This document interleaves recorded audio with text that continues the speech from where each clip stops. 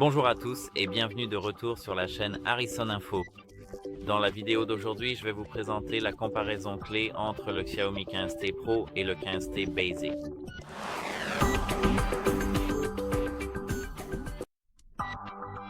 Dans cette vidéo, vous allez donc tout apprendre sur les performances de ce téléphone, ses caméras, sa batterie, bref, une comparaison complète. Commençons donc par le chipset et les performances. Ici, sur ce modèle Pro, nous avons un processeur demi-batterie, le MediaTek DMS-ED 9400+, qui est en technologie de pointe 3 nanomètres comparé à ce Femi 15T qui possède le puissant 8400 Ultra en technologie avancée 4 nanomètres, ce que je pense vraiment c'est un changement clé et vraiment significatif entre ces deux modèles, car même s'il n'y a qu'une légère, voire minime, différence entre ces deux processeurs au niveau du système de caméra, de l'optimisation logicielle et de bien d'autres aspects encore, celui-ci est bien meilleur tout simplement et incontestablement supérieur à l'autre. Tout simplement. Comme vous pouvez le voir sur le design, ici ils ont ajouté cette lampe torche juste là. Et ici, nous avons cet appareil photo, enfin pas sur cet appareil photo, mais sur cette île de caméra. En ce qui concerne l'écran, ici, comme je peux le voir, nous avons, disons, le même écran, 6,93 pouces, un modèle à 120 Hz dans la version de base et une résolution 1,5K+. Un pic de luminosité de 3200 nits, oui, c'est bien. Mais pour le 15T Pro, nous avons tout pareil sauf un taux de rafraîchissement de 144 Hz. Sinon, les spécifications sont très similaires, dalle, luminosité, etc. Donc, je ne pense pas vraiment que ce soit une différence si importante. Laissez-moi les mettre comme ça. Et pour les appareils photo, parlons des caméras, car pour certains d'entre vous, c'est l'élément clé lors de l'achat d'un téléphone. Pour le 15T Basic, qui est celui-ci, on aurait un capteur principal de 50 mégapixels avec OIS, oui, OIS, et un capteur photo 2 fois de 50 mégapixels et un capteur de 12 mégapixels. Pour la vidéo, on a un mode vidéo max 4K, des modes géniaux, pas de 8K, donc voilà. Pour le 15T Pro, on a aussi 50 MP sur le capteur principal. Capteur amélioré, taille plus grande pour de meilleures performances en basse lumière et, comme vous pouvez le voir, un téléobjectif périscope 5 fois de 50 mégapixels qui se trouve ici, ce qui est une différence très importante, car avec ce téléphone, vous pouvez prendre de meilleures photos en zoomant, alors qu'avec cet autre téléphone, vous pouvez prendre des photos similaires, mais de moins bonne qualité en zoomant. Je ne suis pas un grand fan de ces zooms ultra 100 fois sur différents téléphones, car il suffit de se rapprocher à nouveau, mais ici, comme vous pouvez le voir, nous avons un système de caméra vraiment très bon.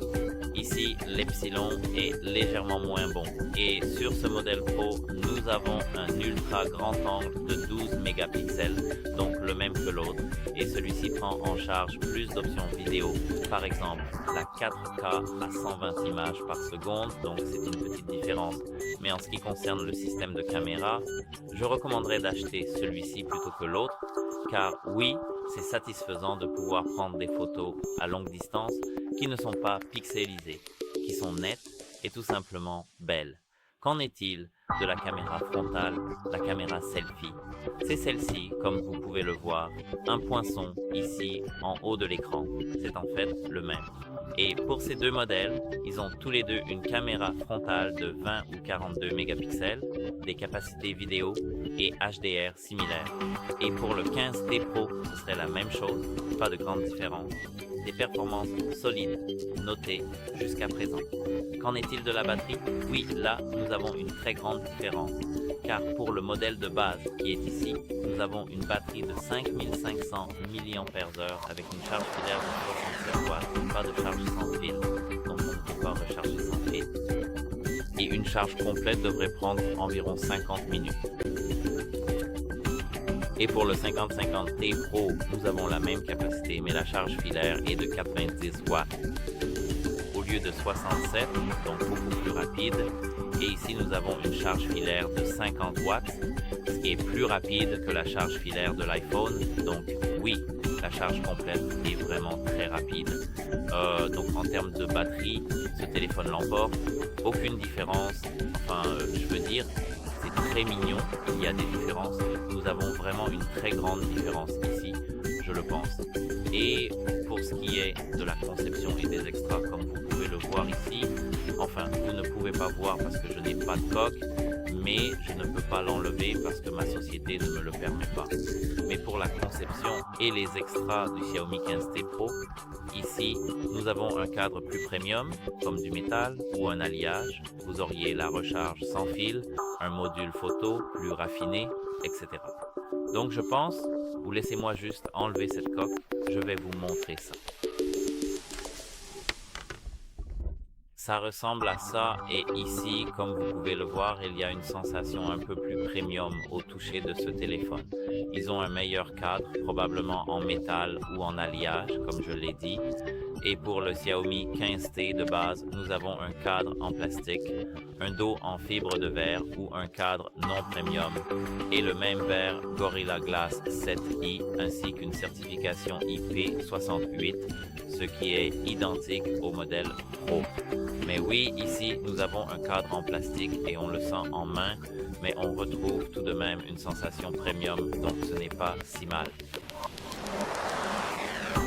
Qu'en est-il du stockage et du prix? Quand on parle de stockage, le 15T Pro qui est ici dispose de 12 gigaoctets de RAM et va jusqu'à une option d'1 téraoctet dans les configurations les plus élevées, ce qui serait une très bonne option parce que si vous prenez toutes ces vidéos en 8K, ce qui est pris en charge, celui-ci le supporte.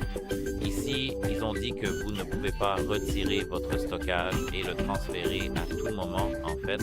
Quant au modèle de base qui est ici, nous aurons la même quantité de RAM, soit 12 gigaoctets, et il commence jusqu'à 512 gigaoctets. C'est en fait presque pareil, juste moitié moins. Et concernant le prix, parlons du prix. Pour le modèle le plus basique, le modèle 40 Pro, je sais que cela vous intéresse davantage. Je pense que c'est 800 € pour le modèle de base, qui a 12 gigaoctets de RAM et 256 gigaoctets de stockage, et des prix plus élevés pour plus de stockage. Il commence à 800 € et celui-ci commence à 650 €, et c'est la même variante.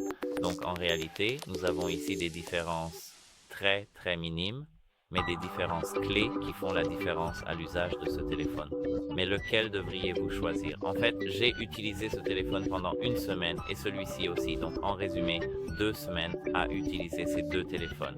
Et si vous vous souciez de la photographie avec zoom, de la vidéo à haute fréquence d'image ou en 8K, que vous voulez une charge rapide et la charge sans fil, que vous voulez les meilleures performances absolues, une construction plus premium et une meilleure sensation, prenez le 15 Pro. Mais si votre téléphone sert surtout à des usages standards comme des photos pour les réseaux sociaux à des distances normales, un peu de jeu occasionnel, que la charge sans fil ou le zoom ne vous importe pas, et que vous préférez un prix plus bas pour à peu près les mêmes fonctionnalités de base, alors prenez le Poco X6 Pro. C'est la même ambiance, vous pouvez prendre celui-ci, c'est le 15T. Mais pour la durabilité, c'est pareil. Pour la charge de la batterie, comme je l'ai dit, c'est différent. Pour les caméras, c'est différent et c'est là que la performance change et chaque aspect est meilleur sur le 15 Pro. Donc oui, si vous voulez un téléphone moins cher et toujours bon, toujours un très bon téléphone comme celui-ci. Et si vous voulez quelque chose de plus premium et de meilleur, peut-être comparé à l'iPhone 16 Pro par exemple, vous pouvez prendre ce Xiaomi 15 Pro. Et voilà, c'est tout pour cette vidéo. Si vous l'avez trouvé utile, merci de vous abonner à la chaîne et de laisser un like sous notre vidéo. C'est très important pour nous d'avoir vos retours, donc si vous en avez envie, dites-moi dans les commentaires ce que vous pensez de cette vidéo, peut-être des points négatifs, tout ce que vous souhaitez me dire, laissez-le simplement en commentaire. Comme je l'ai dit, c'est tout. J'espère que cela vous aidera et au revoir.